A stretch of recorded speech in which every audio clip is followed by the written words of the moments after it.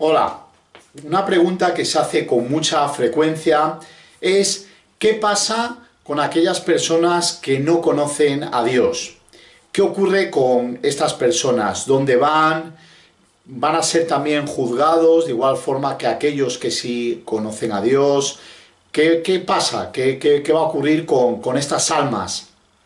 Bien, mi respuesta a esta pregunta es principalmente que Dios es el que juzga las personas, que esta es una decisión que está en manos de Dios y que, por supuesto, solo Dios es juez y solo Dios sabe dónde va cada persona, el alma de cada persona. La verdad es que me alegro de no ser Dios, de no ser este juez, pues supongo que Dios realmente sabe lo que hace y además no me cabe la menor duda de que Dios es un Dios justo. Él puede cuidar de cualquier persona, aun cuando no ha conocido a Dios, aun cuando no ha conocido a Jesús.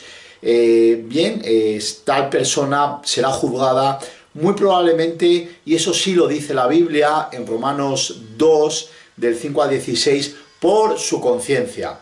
Y aquí sí que debemos decir que Dios sí que ha puesto una conciencia en todos, así que incluso aquella persona que jamás ha oído hablar de Dios o de un Dios, sí que es cierto que tiene una conciencia que le permite conocer y saber que lo que está haciendo está bien y que cuando lo que está haciendo pues no está bien.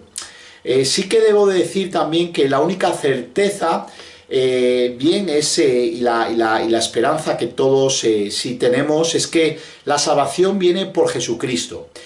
Como hemos dicho ya en otros tutoriales, tanto en Hechos, por ejemplo, 4.12 como en Juan 14.6, la Biblia es clara cuando dice que encontramos a Dios y descubrimos a Dios solo a través de Jesucristo, a través de la figura de Jesucristo.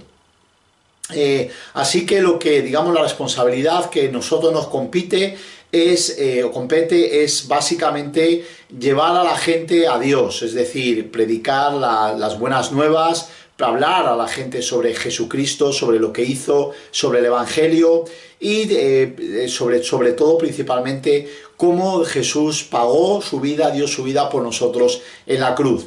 Es mi deseo, y es por eso que hago estos tutoriales, esta página web, hacer llegar al mayor número de personas posibles las buenas nuevas de Jesús.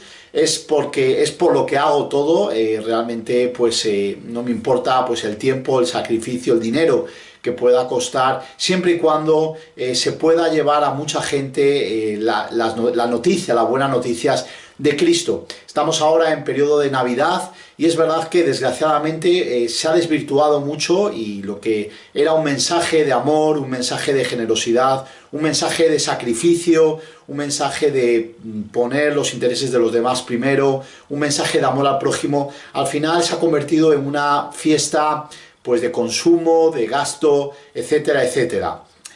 Simplemente también entiendo que, bueno, yo y aquellos que llevan el Evangelio y que desean llevar el Evangelio, entendemos que podemos hacer hasta un punto. Más allá de ahí, pues es imposible. Y es como ruega la oración de la serenidad, ¿no?, de Alcohólicos Anónimos, que dice: Dios, dame valentía para cambiar lo que puedo cambiar, aceptar aquello que no puedo cambiar y sabiduría para conocer la diferencia.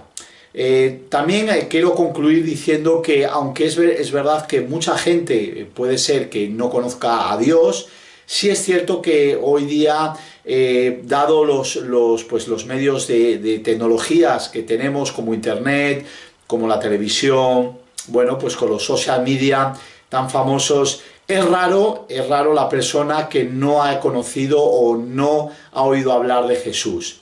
Debemos de decir que se aproxima casi ya al cero. Una persona que hoy día en la sociedad que vivimos no haya oído hablar de Jesús. Es fantástico ver cómo Dios es sabio, cómo Dios ha utilizado incluso todas estas herramientas que nos ha dado para que hoy cualquiera pueda ir a Él, cualquiera pueda profundizar más en la palabra, ir más a Jesús, conocer el mensaje de Cristo, y hoy día cualquier ciudadano del mundo pues tiene acceso con un par de clics a conocer el mensaje transformador de Cristo a través de su muerte en la cruz y de vida que vino a darnos a todos.